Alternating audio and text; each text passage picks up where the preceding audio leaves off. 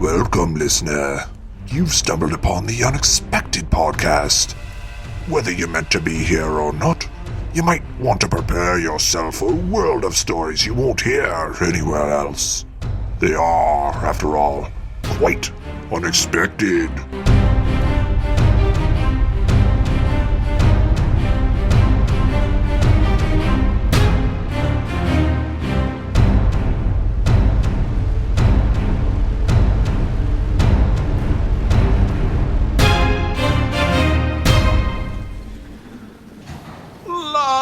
Libraries, a place filled with unlimited knowledge, or so they say.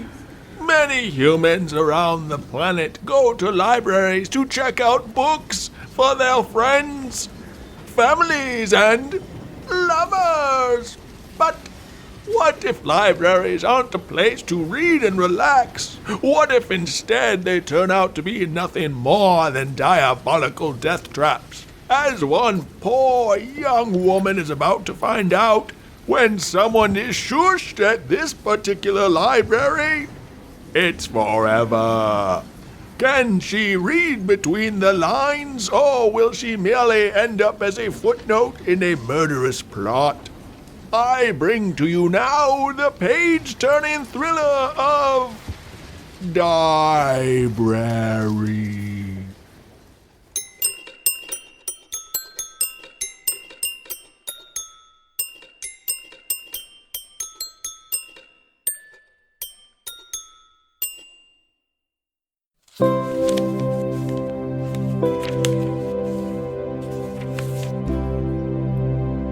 Phew, what a day. Who knew that putting away books for 8 hours could be such a workout? Oh, Andrea, I could have told you that. I've been doing it for 40 years. That's how I maintain such a trim figure. Oh, Mrs. Madden, you're hilarious. Yeah, well, tell that to my stick-in-the-mud husband. I certainly will tonight. At dinner. Speaking of which, thank you so much for inviting me over. It'll be nice to have a little night out. I don't really know anyone in this town yet, except you. Oh, don't mention it. Our pleasure. And don't worry, you'll start making friends here in no time. People in this town tend to keep to themselves. I can't blame them. Lots of inexplicable tragedies have occurred here too. Lots of good and, sometimes not so good people. But once they open up, they're quite wonderful. I think you'll fit in great. I sure hope so. I've always wanted to be a librarian, and I want to help this small town love reading as much as I do. Oh, Andrea, you're so sweet. I just know you're going to be a terrific head librarian. Thanks, Mrs. Madden. I just wish we could work together longer.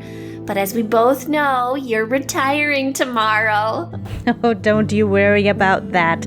I've lived in this town my whole life. I'm sure I'll still be in here almost every day, either checking out books or reading to children or, well, maybe even gossiping a bit. Oh, would you look at that? It's 5 minutes to 7, time to start wrapping things up for the night. Oh, say, would you be a dear and go check on the book receptacle? Sometimes people try to bring one in at the end of the day to avoid late fees. They can be quite sneaky around here. Just one of the many things to be on the lookout for as you grow into the role. Now I've got to write out a couple of late fee slips, and then I can give you a ride to my house. You know you can do that on a computer, right? Oh, dearie, those newfangled things, I'll never understand those. I'm just set in my ways, especially, as we both know, I'm retiring tomorrow.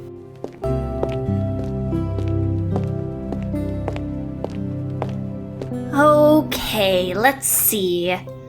Looks like we do have a few books to return. Oh, some of my favorites. Oh, War and Peace. Oh, The Great Gatsby. Oh, the Encyclopedia Britannica of Butts. Kind of surprised we carried that one, to be honest. I'll just go return these and... Oh, someone just dropped a book off. Mrs. Madden is right. They are sneaky. Let me add that to the pile. The death of the librarian? I've never heard of that one before. Strange. There's no barcode on it. Where did this come from?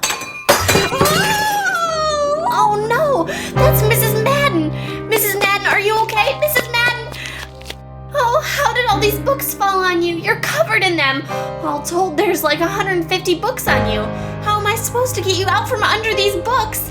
Oh no, she's not breathing. She's dead!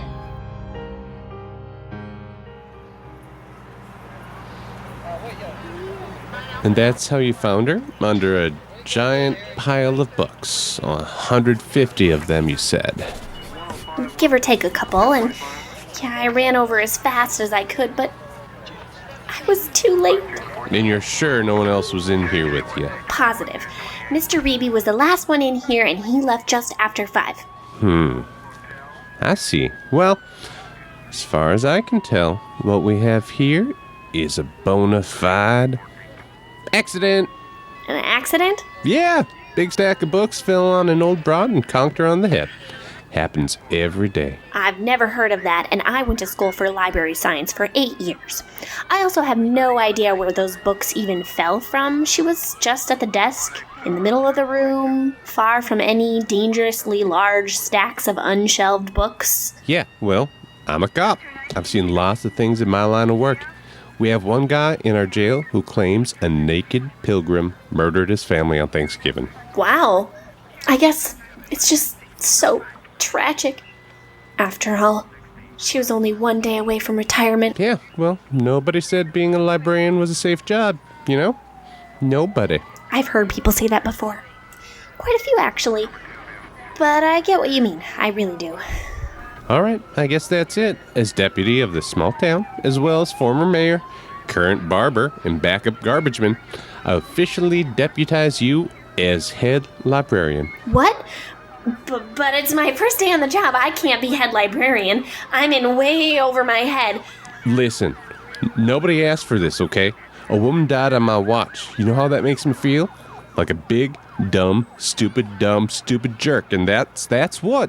Now, a lot of tough crap happens in this world, and you just have to adapt. Man up and deal with... I'm sorry. I am sorry. Woman up. That was sexist of me to say in 2019, and I apologize. Point is, this small town in the middle of nowhere needs you.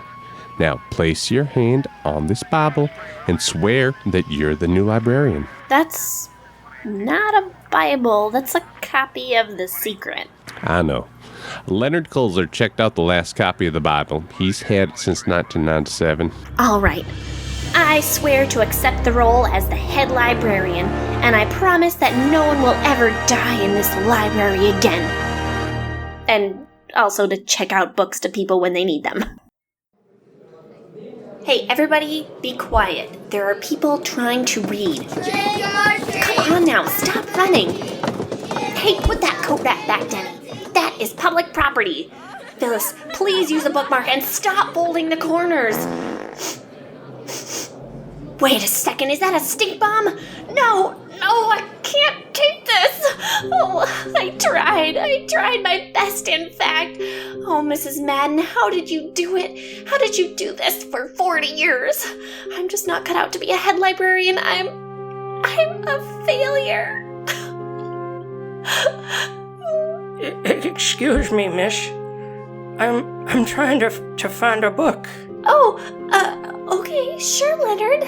Let me help you. Do you know the name of it? Oh, well, no, in fact, I don't. Okay. Do you have the author's name, maybe? Oh, I'm sorry. I don't have that either. Okay. Well, then how the fuck do you expect me to find it? Excuse me? Oh my goodness, I'm so sorry. It's just the stress of this new head librarian job. It's really getting to me. Oh, well, can I just read this one? Let's see. Doesn't look like there's a barcode on this one. And Leonard, it appears you have over $400 in late fees. Mrs. Madden specifically told me not to let you check anything out until you pay. Oh, never mind. I always hated you librarians anyway. Yikes, that was pretty rude. I can't believe he left like that. And that a giant flock of crows are now attacking him?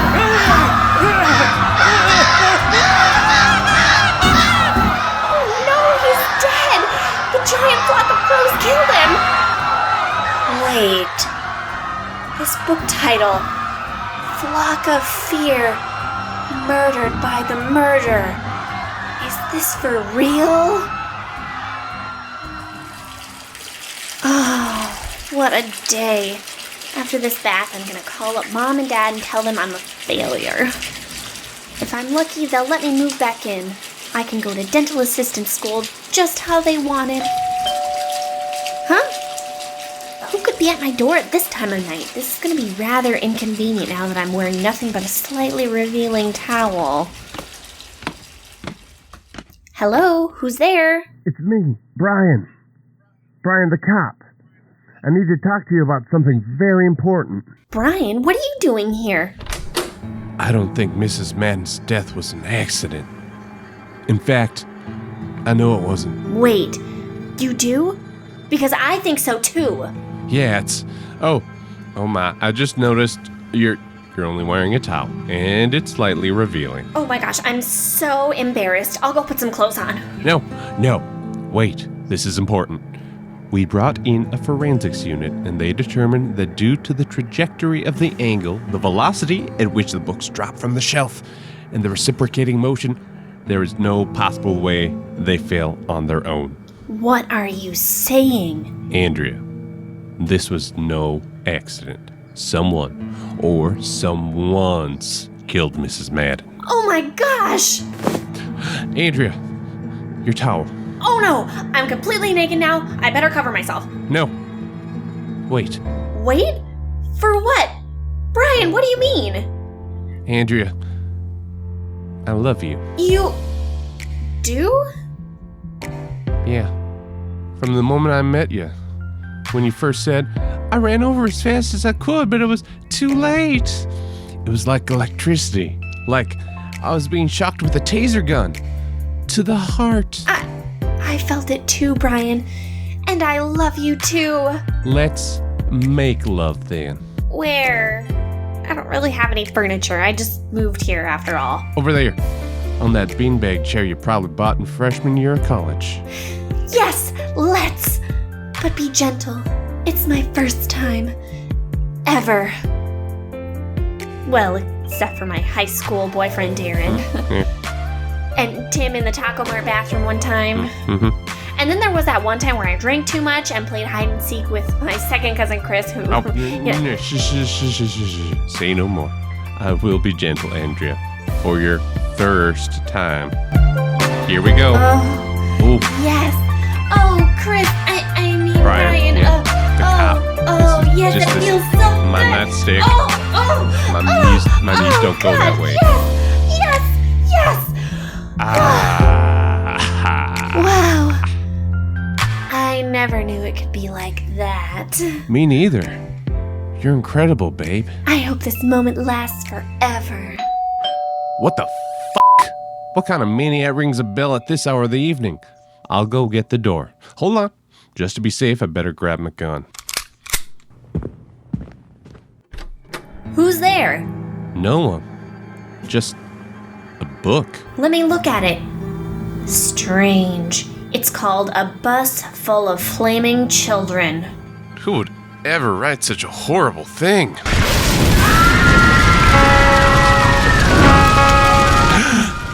Oh my god, that bus, look at it. The kids on the bus are on fire. But not the bus itself? Just like the book. Did you happen to notice where they placed the adjective? You're right. The bus isn't on fire. The children are. First I thought it was just poorly phrased wording, but... I know what you mean. It's so incredibly specific. This can't be a coincidence. No, I'm pretty sure it can't. What does it all mean? There's only one place to find out. Quick, to the library. Shouldn't we save those kids first? There's no time.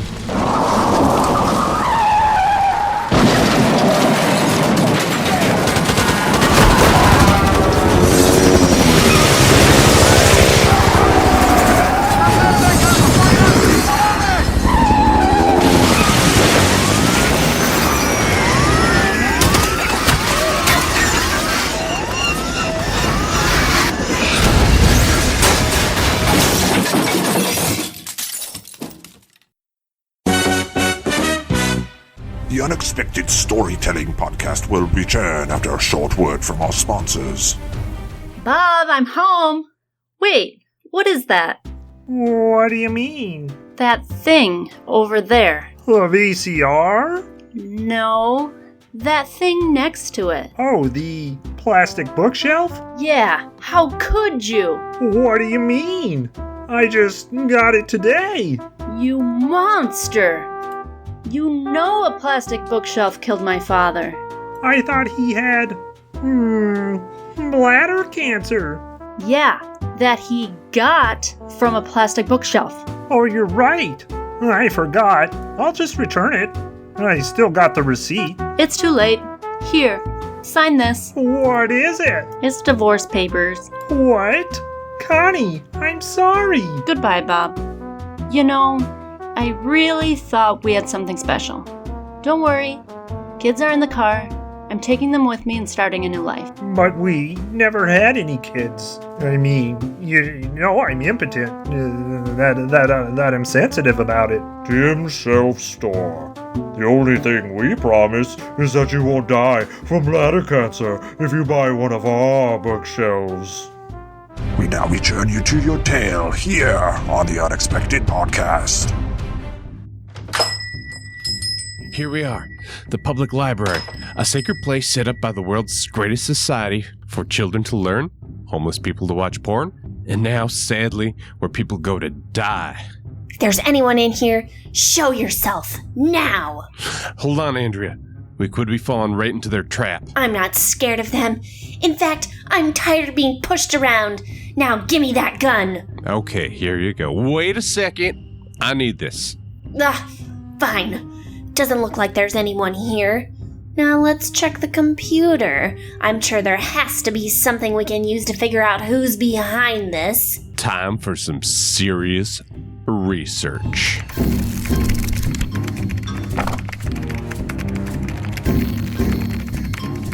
Look at this. 9 people in this town died last year in book-related deaths. 1 person drowned in their kitchen sink after reading about sink repair. Look, a teenager bit the big one after reading, "Don't bite this. Dangerous items to put in your mouth." Brian, how can this keep happening? I just thought it was bad luck. Now, after seeing all this lay out in front of me, I'm starting to feel like a real bad cop. I'm a good barber, but a bad cop. I'll let this town down. Doesn't matter, because we're gonna stop it, together. Oh no! Someone turned the lights off. We're gonna die. Oh my gosh! Look, someone's placed a book right in front of us, but who? What does it say? Huh? You can't read it? I never learned how to read. What? Well, it says the librarian made love with the cop on a beanbag chair, but can she trust him? Oh my gosh! What? That's ridiculous.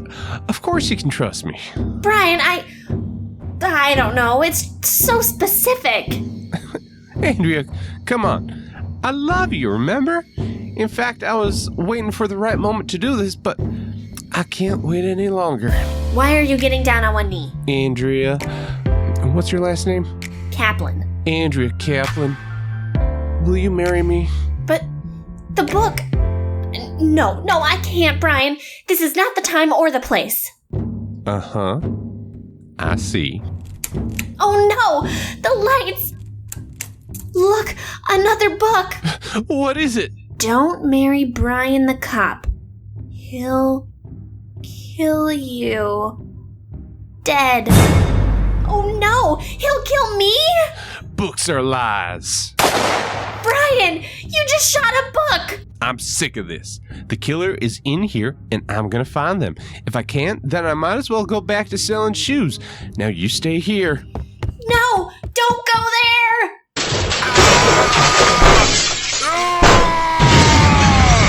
No! Look at all those books!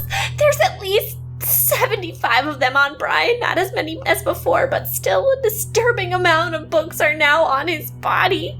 Judging by the average weight of a hardcover book, there's anywhere from 100 to 115 pounds crushing him at this very moment. And now it's time for your final chapter. Wait, that voice! It's Mrs. Madden! That's right, Andrea. It was I who was behind it all, and now I'm going to bookend this story with your death. But I thought you were dead! Oh, Andrea, so young, so naive. Have you ever even read a book? For you see, it was in a book where I got the idea to fake my death. But why? Oh, because this library was all that I have. It was my life. The people in this town need me.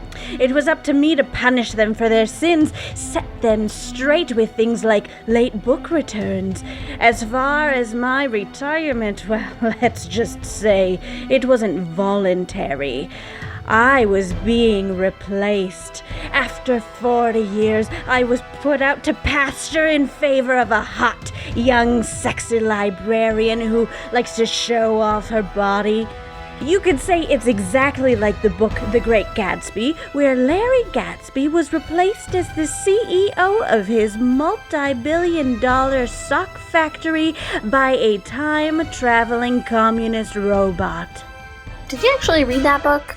Yes, I've read it. I've read all the books here, all of them. I know how to read, don't you dare question me. It's my no-good husband who doesn't know how to read. Wait, doesn't know how to read? No, it couldn't be. Brian's your husband? That's right. I thought you were dead. Sorry, Andrea. It was all a trap. I faked a non-fatal amount of books to fall on me to fool you. But I can't let you take my wife's job. I mean, what kind of husband would I be then? I can't believe it. I loved you. Sorry, babe. You're just in the wrong town at the wrong time. In the wrong economy. Now, honey, what you say? We drop a stack of books on her. How does 300 of them sound? Oh, a wonderful idea. 300 books? That would kill me dead. Of course, you fool. Get her. Oh, no! Just climb that ladder and push those Dostoevskys on her. It's night-night forever. Brian, no, don't! All right, don't move, honey. I'd hate to see one of these fall on you. Just aim carefully and get it over with. Goodbye, Andrea. This is the final chapter. Books have chapters, right? No! Hi-ya! Oh, she elbowed me in the gut. Oh, wait, don't push those books yet. Oh! No! Brian, you fool. You didn't just kill the girl. Now I'm dying too. Both our bodies have been crushed under the weight of these books. What can I do? There's not much time, but I have a book in my desk drawer on experimental human surgeries. It was banned years ago. Maybe, just maybe, if you follow closely between the two of us, you can harvest enough organs for one body and save me. But I don't know how to read. Oh, shush. Go now. You're running out of time.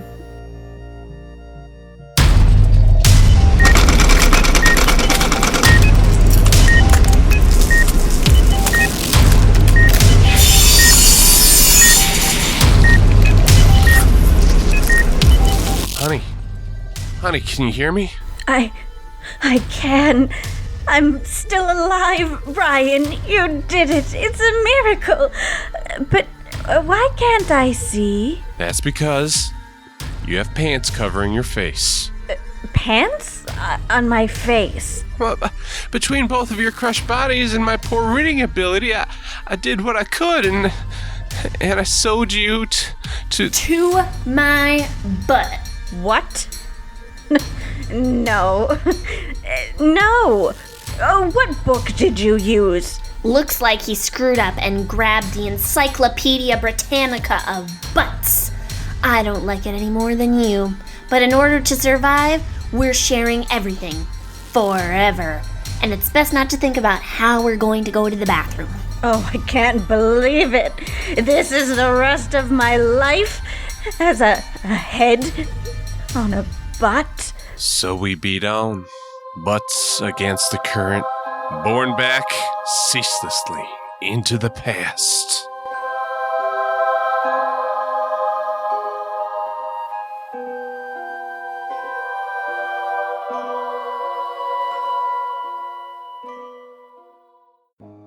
Like the stories you hear on The Unexpected?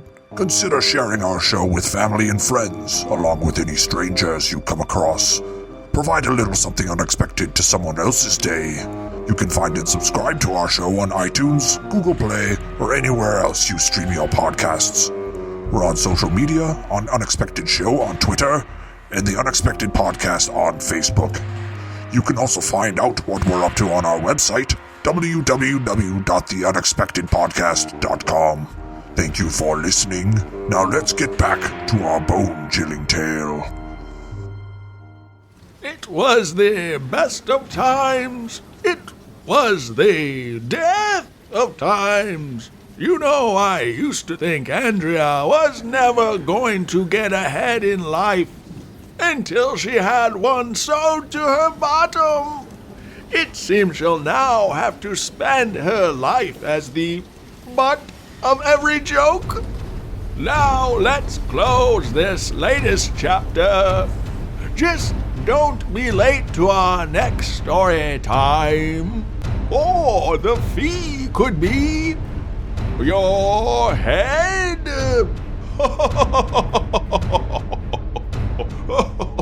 Your head. Your head. But head.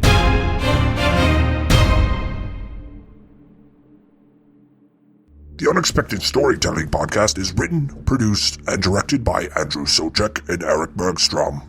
Each story is somehow a work of fiction, and with the exception of public figures like Tony Danza, any resemblance to persons living or dead is coincidental and unexpected.